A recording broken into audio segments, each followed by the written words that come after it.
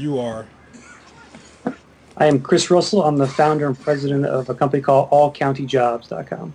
Okay, so Chris, let's talk about the job report came out on the federal level, and I know primarily you're focused on New York, New England. Um, First, your reaction to the job report. Brutal. That's the only word I have to say. It's just a really, really tough job market. We've never seen this before, not in my lifetime. I mean, I've been through recessions before, but not like this. And it's hard to see where the bottom is. That's what I'm worried about. Okay, we've already lost all these jobs. Well, how many more are we going to lose? Because if we lose any much longer, if this goes on any much longer, it's going to be really hard for people to find work out there. So So, the any optimism on some of the proposals being put forth by the Obama administration that things might change? Oh, I lost you. Can you hear me? yeah, I mean, I'm hopeful that some of the green initiatives, hopefully the green initiatives will take hold, and we'll see some of those jobs coming down the pipeline in terms of solar panels and things like that. I definitely think the new construction will help with jobs here in Connecticut and across the country. So I am hopeful in that regard, but I think it's going to take us time to get to that point. Whether it's the end of the year, whether it's the summer or beginning of next year, I'm not sure when, but it's going to kick in at some point. The question is, how long is that going to take? I think. You're primarily, you're focused on and created a nice little business for yourself on helping people use the internet to find jobs. If someone is out of work right now, or they're fearful that they are going to be losing their job in the near future, what advice do you have for them if they're going to use the web as part of their job search? I think the most important thing to think about, Rick, is to educate yourself.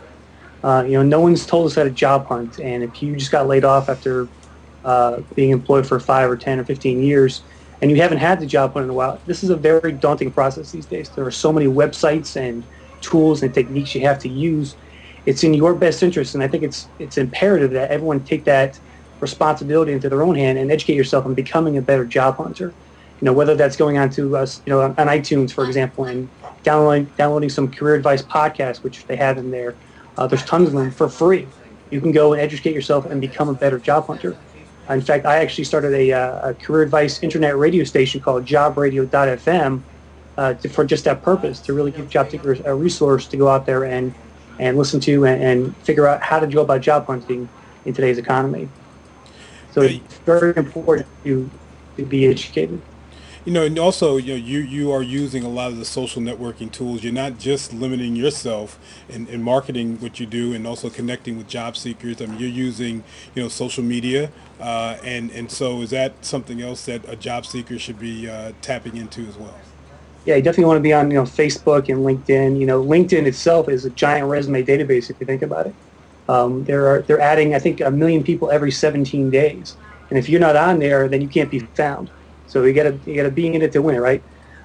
So you have to go into these websites, Facebook, LinkedIn, create a profile, make sure you fill it out completely, network with other people, build your network. If you got laid off, go back to your past colleagues, add them as a friend in your network, and build that network. And it's important to keep that in mind as you go forward throughout your career.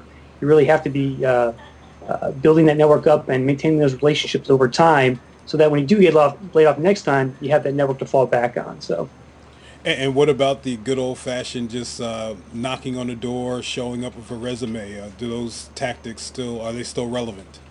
still relevant. I'm not sure.